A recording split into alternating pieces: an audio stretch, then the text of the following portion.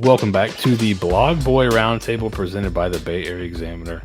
From the Bay Area Examiner, myself, Seth Varnador, Nathan Bond, and Robert Stieg from DraftKings Network. Nick Simon.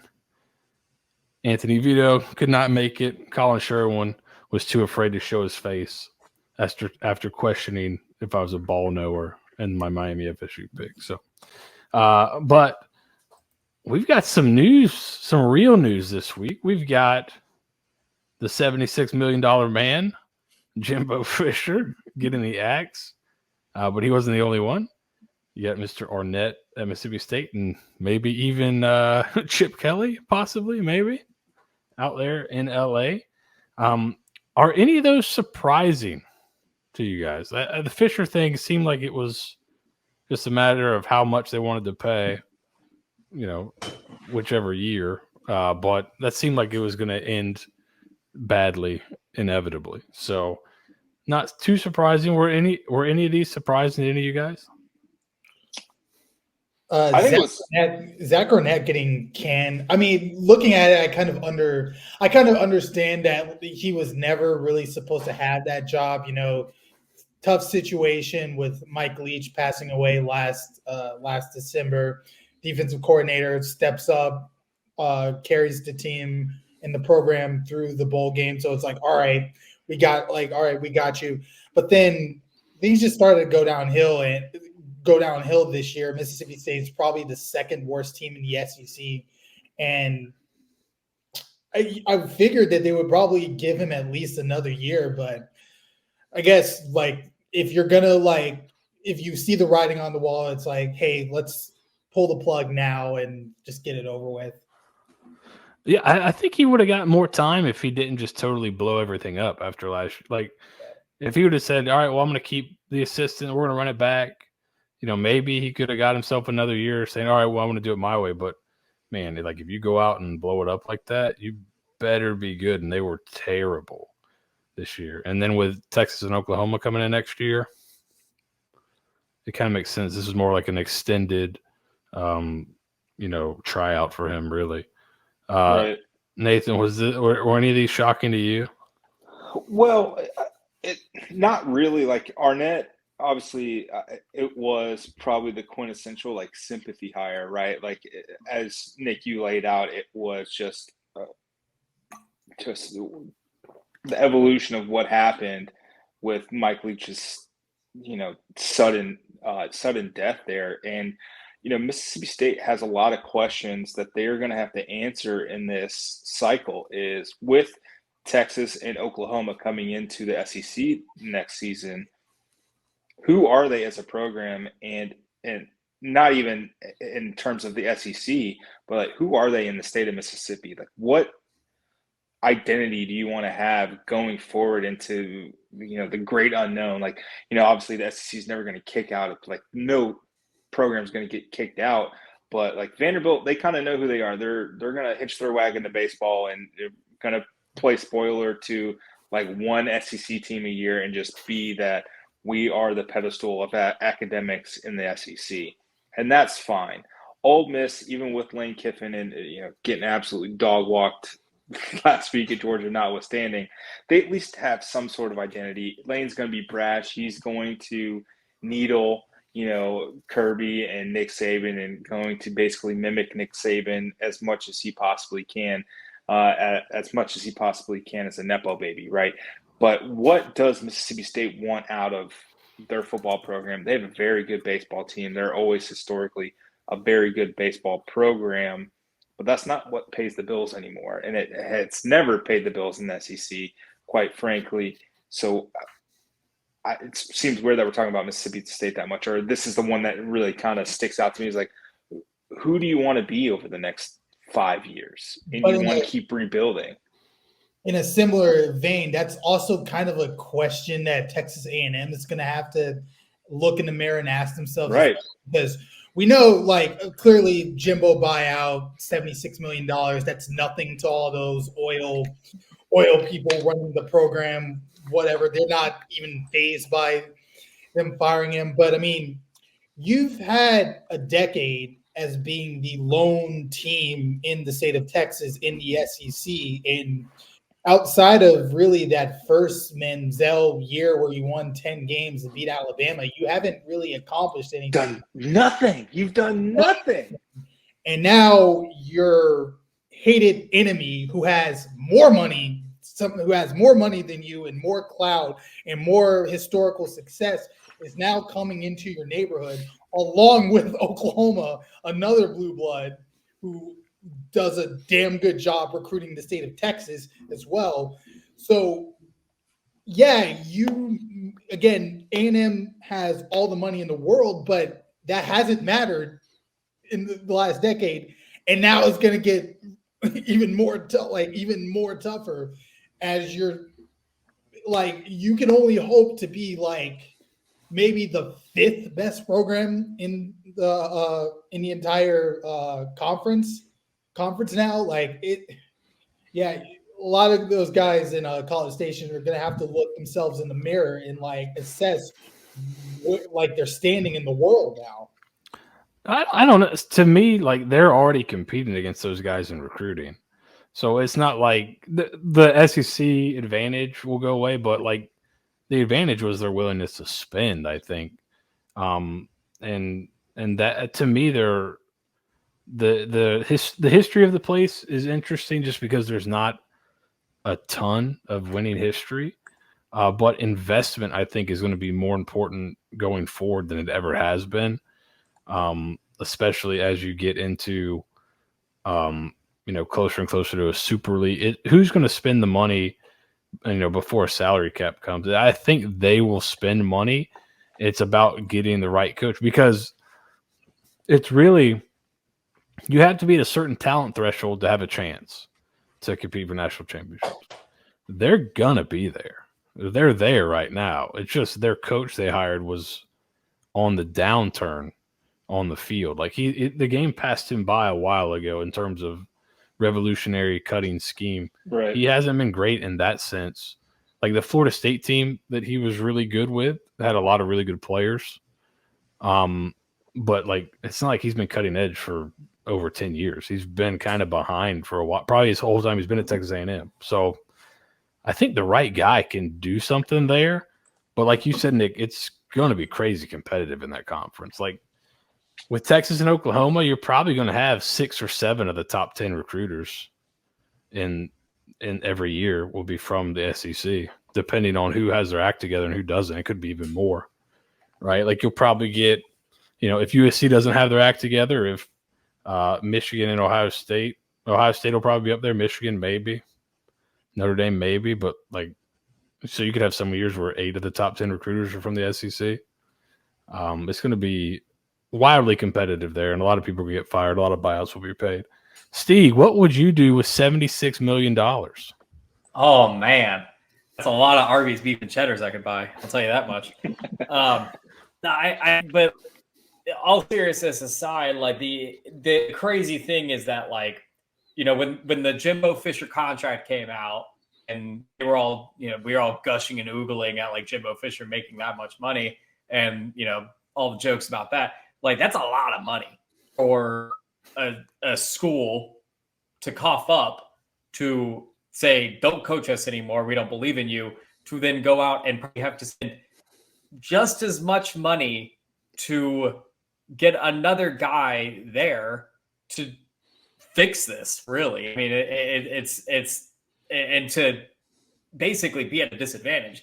It's just wild to me that there's this much money being tossed around in the sport like this. And you're seeing kind of these weird dichotomies of teams trying to figure out how and when and why to spend money and everything. Like with UCLA firing Chip Kelly, there's off the field stuff that's happening there that's causing them to do this. But you're seeing kind of a sense of urgency popping up really quickly for these schools to say, this guy isn't it. We need to let him go now. We can't wait, because if we wait, the others are going to catch up. And I think it's going to accelerate this power to, Super League, whatever you want to call it, kind of situation. But again, the money's only as good as the money is there. And at some point, this well is going to run dry for the schools, and they're going to have to say, like, is this theoretical paycheck, this theoretical bag that we're chasing, like going to keep on this cash cow?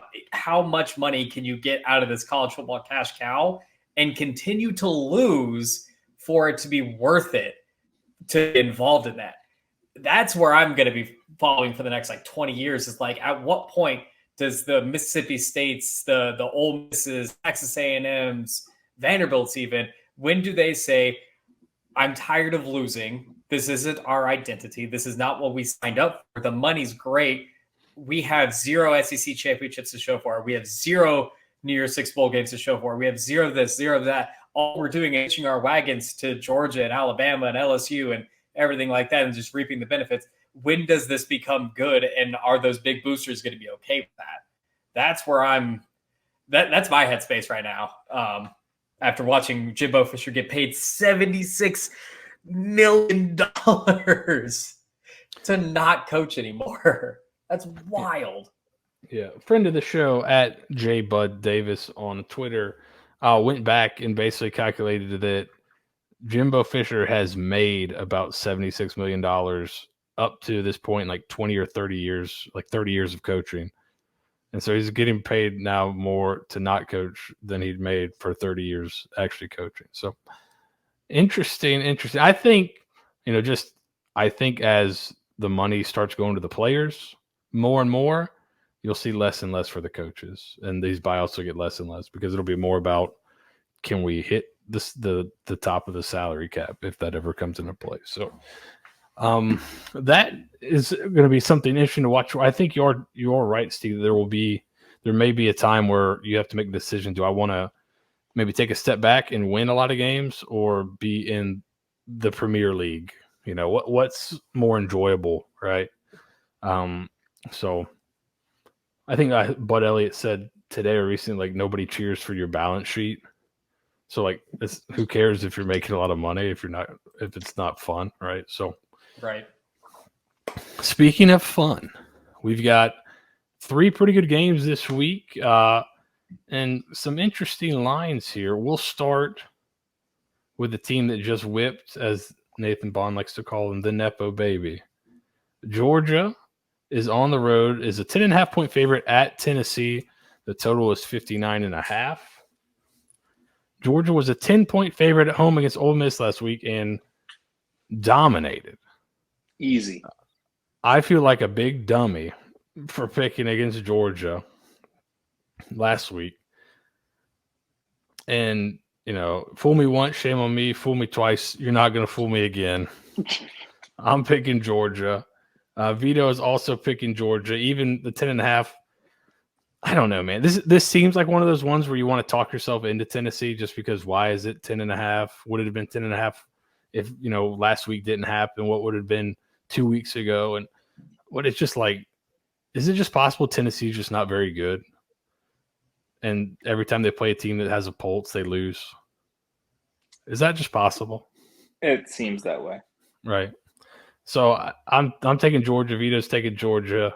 Nathan, where are you going here? Are you going with hype on the Vols at home here in Rocky Top a bunch? No, absolutely not. Georgia. This Tennessee offense is not nearly as – it's quite literally not as good as it was last year. And Georgia, even for all its faults, they got Brock Bowers back. That kind of helps out. Carson Beck is he's a pretty good quarterback. Turns out, I think the kids are all right. And Georgia, easy. 25 points easy. It could get nasty here. If this wasn't at Tennessee, I would be interested to see what the line is. Nick, where are you going? The over/under is 59.5. Are you looking at attacking the total, or are you going to a side? Of course, like Georgia. Of course, I'm on Georgia, but like my pick is the under here, under 59.5. Tennessee's offense just completely malfunctioned against Missouri last week. That was a combination of, again, their offense just not working properly at all, and Missouri eating up a lot of the clock on just these long drives. Like Missouri had, I think I was looking up the box score. They had like a 12-play drive that lasted probably like 10 minutes or something like that, something ridiculous. I think Georgia is going to take a similar approach because, I mean, yeah, they should be able to completely wipe Tennessee off the map. No problem here. But they've already clinched the SEC East title. Like, we know that it's going to be them versus Alabama. So there's not really an incentive for them to just go absolutely like what they basically did to Ole Miss last week. I think that they're going to take a similar approach that Missouri did, is just kind of methodically grinding this team down, and maybe even like get some of their backups in, probably third, fourth quarter once the game is well in hand, because you don't want to get these guys hurt this late in the season, especially when you know that you have a pretty tough matchup in the SEC championship game coming up. So I think like it'll be something in the ballpark of like 35-10 or something like that. But I'm going to lean under here. Missouri had a 20-play, 72-yard drive that took 11 minutes for a field goal. And Missouri had the ball for 40 minutes in the game. Yeah. Stieg, which way are you going? I hate the SEC this year. I want to do the fun things. I want it to be more fun and chaotic. And between Georgia and Alabama, they keep on screwing me anytime I bet with them or against them. So, give me Georgia because they're the death machine this year. So, I mean, I hate them. I hate this. Yeah, I think under could be a good play as well, Nick, just because Georgia will see. Florida runs a similar defensive scheme to Georgia. Alabama runs a similar defensive scheme. They'll have a pretty good idea of how to slow down this Tennessee attack. And, Joe Milton has not been the guy. So we are going to a rivalry game. It's a week early, but a rivalry game nonetheless. We got Kansas State as an 8-point favorite at Kansas. The over-under is 56.5. I'm going to go with Kansas State. I think Kansas may have some quarterback issues. So if they end up playing the third-string quarterback, I think Kansas State has a pretty good defense and will be able to get it done on the road. So give me Kansas State -8. Vito likes Kansas. That hit for him a few weeks back when he took Kansas against Oklahoma. We'll see if it works for him this week. Stieg, this is a little bit more chaotic. Yeah, it's a little more chaotic, not a chalk game. No. What do you like here? The injury worries me with Kansas, quarterback wise. I'm gonna give just the most bare bones assessment that like when you're two starting quarterbacks go out and you're on your third string, that's usually not a good thing. Lance Leopold is obviously very dynamic though, so that kind of gives me pause every time I think about the Kansas football team, which just sounds disgusting every time I'm praising Kansas offense in football. It's just like what has happened over the last 15 years. So I like Lance Leopold. I think he's the right guy for the job there. Seems like he's going to stick around. So I'm going to pick Kansas just because the dude's a wizard. Don't know what he does. He just finds a way. All right, Kansas. Nick, who do you like in the old Sunflower Showdown? It's an excellent rivalry name. I'm on Kansas State here. So Jason Bean, their backup quarterback, who was actually playing pretty well in place of Jalen Daniels, he had a head injury, so that can always get squirrely like the following week. I think Leopold said yesterday that he was optimistic that Bean could possibly play, but it's coach speak during the regular season. Like, that could be a total lie for all we know. Who knows? I'm on Kansas State because they've just, like, outside of their overtime loss against Texas a couple of weeks ago, they've just been hammering teams. Like, Will Howard has been excellent for them. Then, again, their freshman backup, Avery Johnson, has come in at certain spots, and he's been effective at running the football. Kansas State's 7-2-1 against the spread this season. So they've handled their business basically all season long. So I have the Wildcats here rolling on the road against a Kansas team where questions at quarterback, and I don't trust it. Even if it's like Lance Leipold, I just can't trust the Jayhawks. Yeah, and if Bean plays, how much can he run, which is a big part of his game. So, Nathan Bond, who do you like here, or are you attacking the total? Kansas State -8.5. I think it's college football. You need a good quarterback.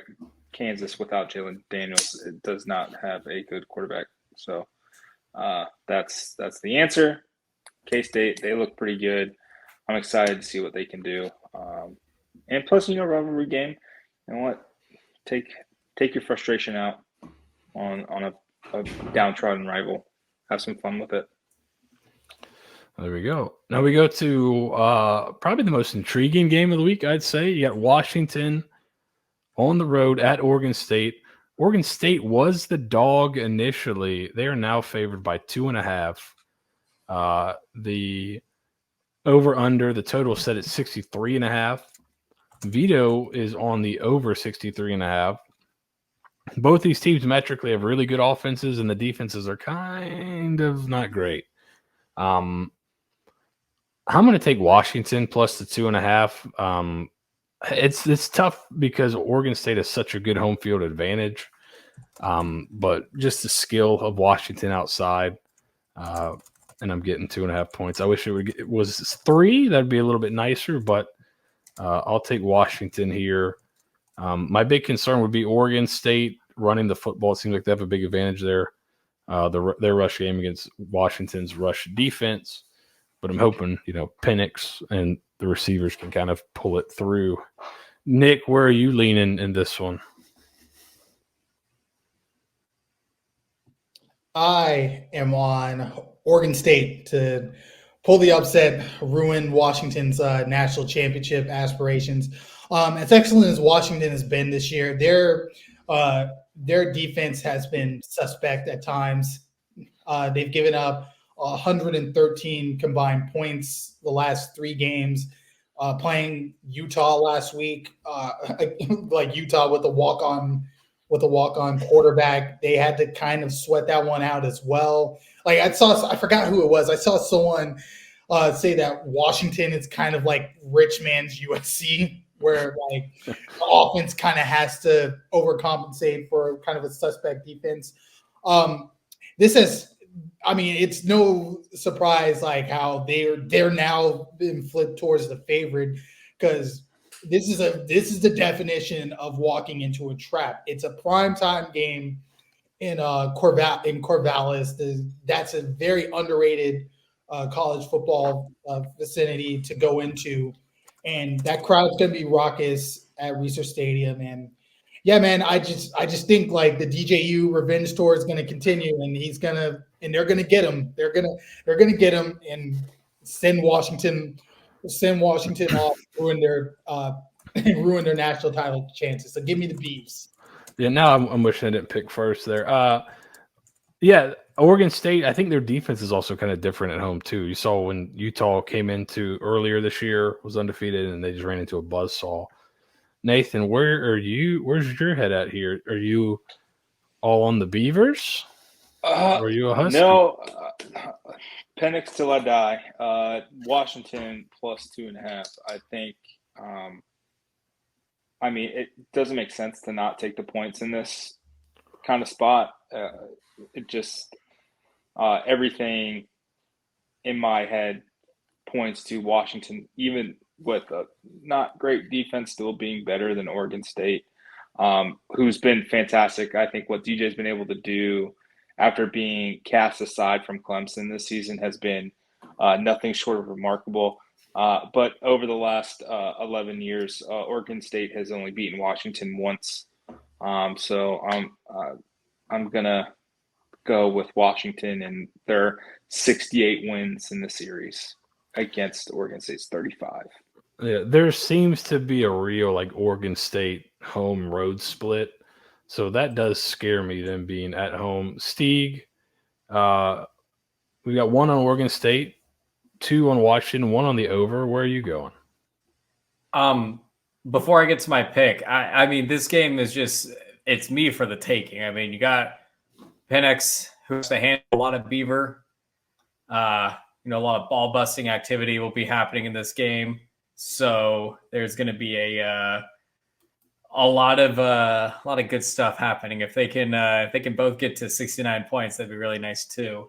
I do love me some Beaver though, so I'm going to pick Oregon State. Look at this guy. You can't tag it for explicit, can you?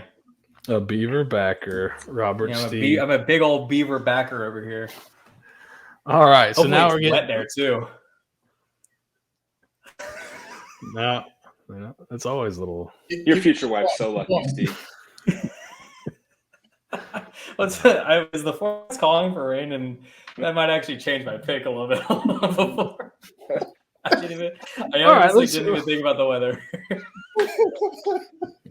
Well, All right, we'll move on to Vito's off the board pick.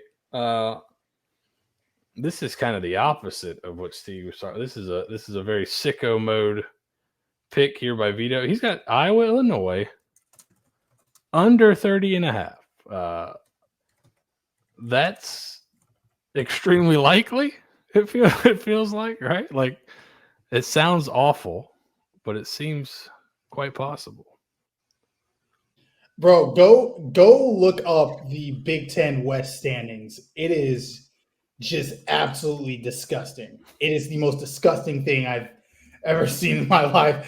There's 5 teams that are like 4-3 in conference, and then Iowa just sitting up there a game ahead of everyone.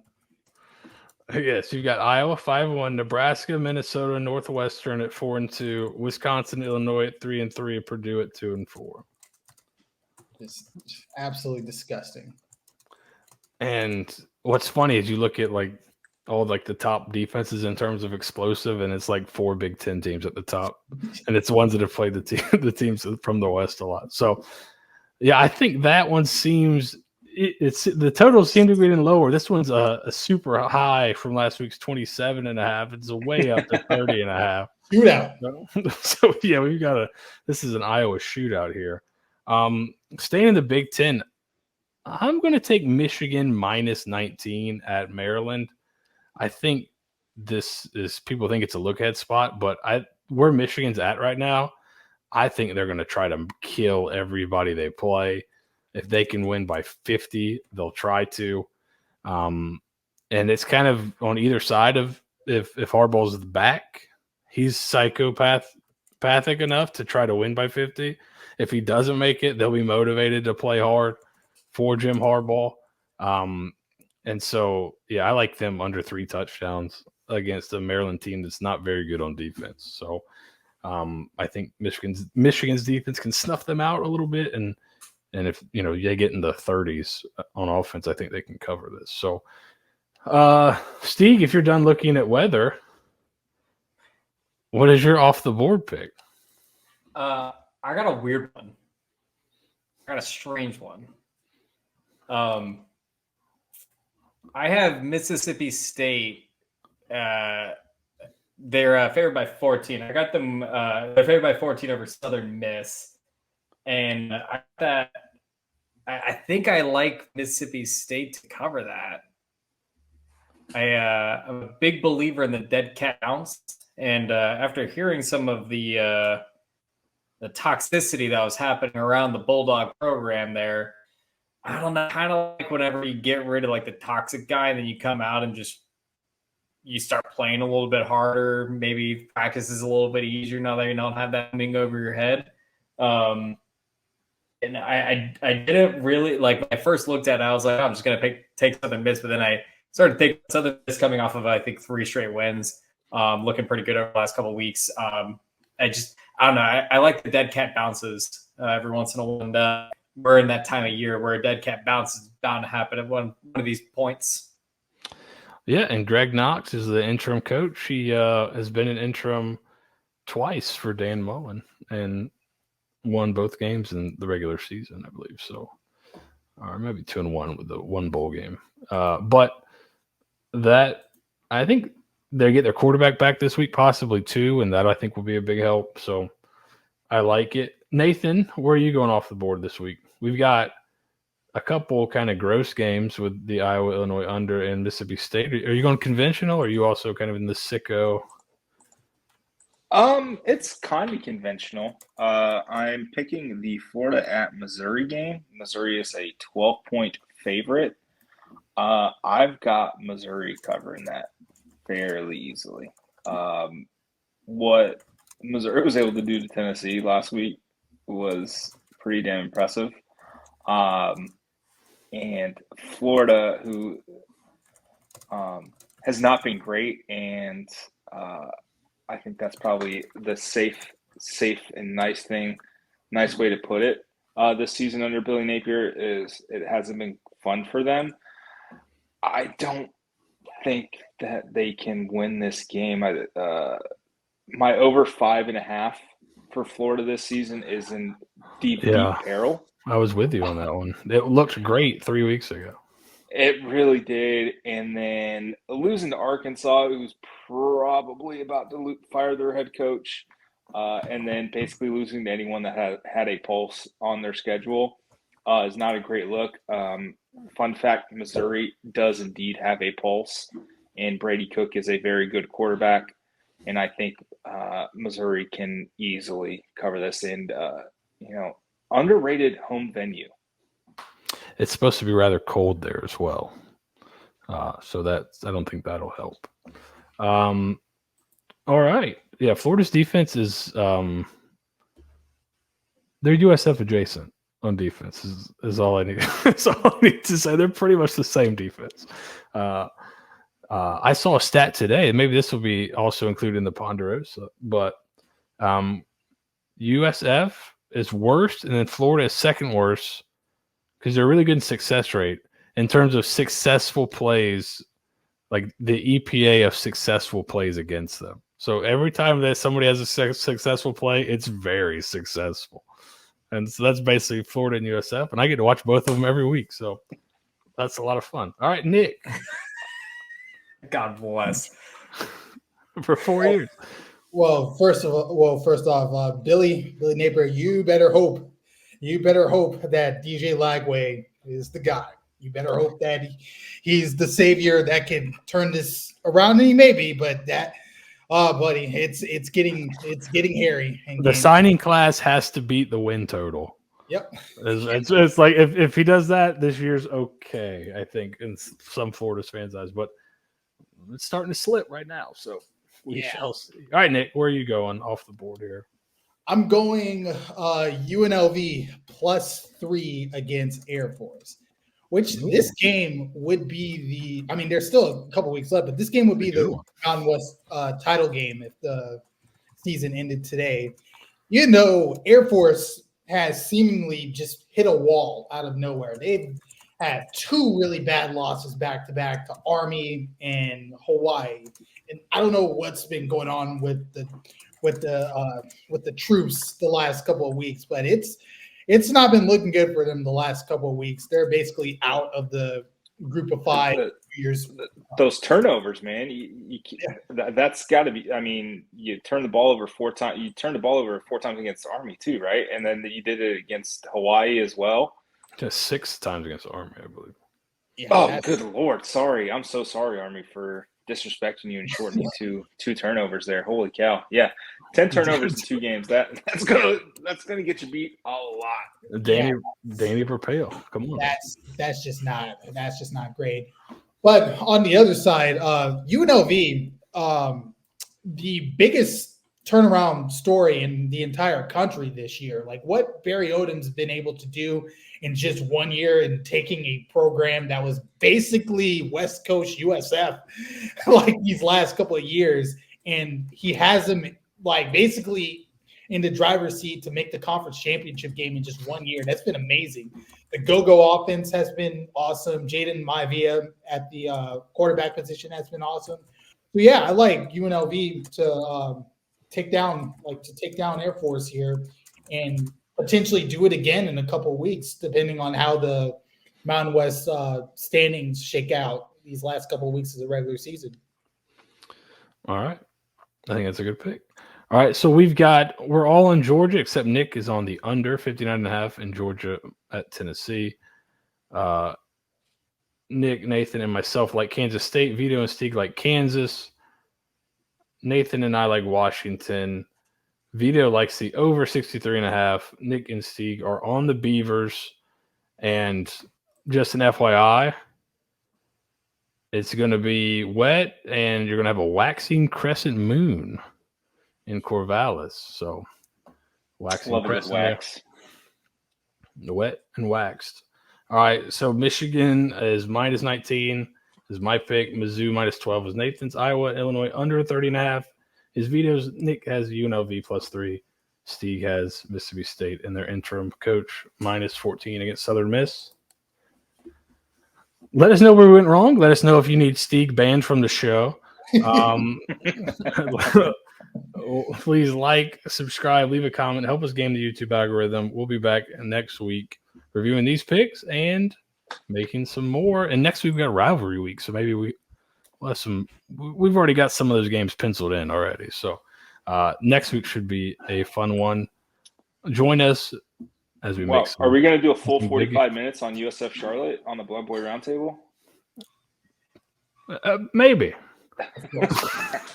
Might be a supplemental. Is that the rivalry game you're talking about? That is. The Sleeves versus Biff Poggi. The green and gold bowl, baby. That's right. Thank you for watching. Join us again here next week.